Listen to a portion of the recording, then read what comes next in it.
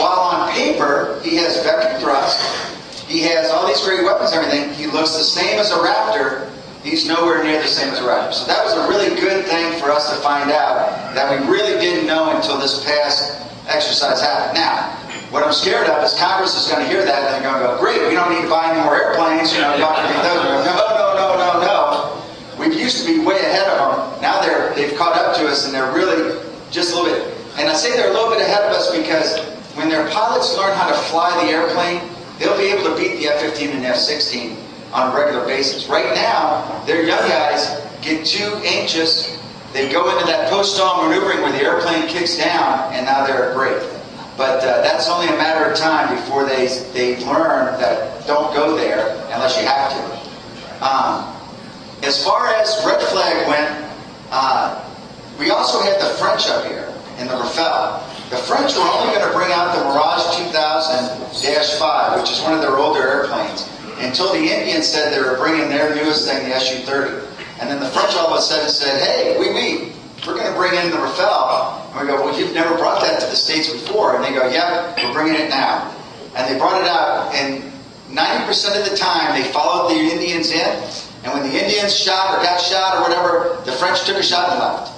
And they never really came to any merges, which anybody that flew with them in Iraq during Desert Storm or during any of the peacekeeping missions, no, what they would do is when the Americans would go and do the peacekeeping act up north, they would stay over Bahrain and down at Al's Garage and fly local sorties and say, yeah, we're participating in the war. What they were really doing is they had all their sensors on, sniffing and seeing how our radars worked. And really, that's all they did out here. Is they came out and they watched the whole fight with their newest airplane and their newest electronic receiving units and sucked up all the trons in the air. The Indians were very disappointed in the fact that well, first off, I got to say, they learned the lessons very well at Mount Home. They were extremely professional. They never flew out of the airspace, which we were very concerned about. They had 0 training rule violations, and that in itself was incredible. We were very impressed, and we thanked them so much because they were very, very professional, and we were concerned they weren't going to be. Where they had problems was they killed a lot of friendlies. And that happened because the first 2 days of red flag, and red flag is different than it used to be. Now, the first week of red flag is basically large force employment like the old red flag was. The second week of red flag is a campaign where the surface-to-air missiles come up, and as you take them out, they start attriting, and you have less and less surface-to-air missiles. Same goes for red air. The first week, red air can regenerate, but we take our time regenerating. We regenerate slowly. The second week, we end up to where you can only regenerate twice, and then if they're killing you a lot, you can only regenerate once, and then you're gone. So it's like a real war campaign. Well, guess what? If you frat the blue side, the blue loses forces that it's allowed to bring to the war also. And their problem was their systems didn't have the combat ID capability. And they were the only people, the French, we had the South Koreans here with brand spanking new F-15Ks. Gorgeous airplanes. Right off the factory showroom floor, they had AESA radars, which is what we have in the F-22, that we sold them in these F-15Ks. They had Israeli jamming pods and Israeli targeting pods on them, and they were incredible airplanes. Now, in the South Korean defense, they were very professional also, but they had maybe 50 hours total in the F-15, no hours in these airplanes. So they were still learning how to fly it. And they did fairly well. But they had no frat. Why? Because they were in the big internet with us, fighter data link. The French were in the data link with us. The Koreans were in the data link with us. All the U.S. forces were in the data link. The AWACS was in the data link. The Indians were in their own Russian-made data link. So they're running around with no computer picture of where the fight is. And they're going, and they're yelling to AWACS. They're going, hey, I've got a contact on my nose 22 miles, friendly or hostile.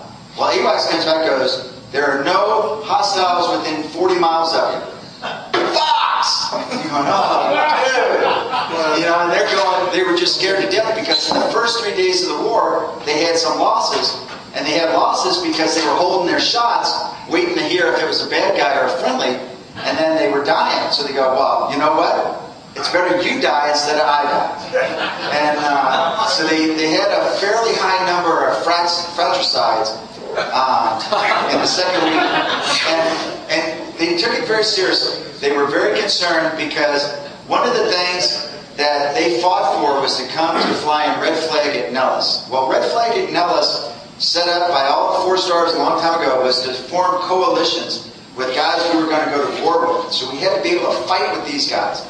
The South Koreans, God forbid the French, the Brits, the Aussies, all these guys, even the Germans, but not somebody like the Indians. The Indians were set to go to Red Flag, Alaska, because that's where General Gregory set up to do PACAF, friendship building and building partnerships. And you go up to Red Flag, Alaska, guess what? The training rules are different. The kill criteria is a little different. Fratricides looked at a little different, you know, because you have all these different countries that are playing that normally wouldn't go to war with us, but we want to be friends with, because there is no 2 countries that border each other in PACAF that are friends. Every single country that borders another country in PACAF has some kind of dispute going on with them. So we're not so concerned about building a lot of coalitions with them. We just want to make them all friends and work together enough so that they're not trying to blow each other up with nukes. So they came, though, to Red Flag Nellis thinking that they were going to be able to mix right in and be a part of the coalition, and they learned in a big way that that wouldn't happen. That's it, guys. That's it in a nutshell. Yes, sir.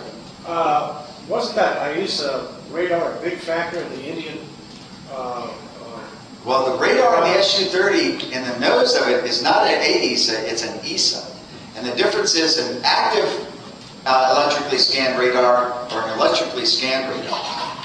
And that while it's just one little letter, the A, it's a huge difference because an actively scanned ESA radar goes out and pings more and sees more and is more accurate than just a passively scanned radar, which is good, but ends up having more technical problems in discriminating and finding the right guy. Now, General Pauling over the Hawaii Air National Guard, yes, sir, made a little statement the other day that the F-15 is the last dogfight airplane.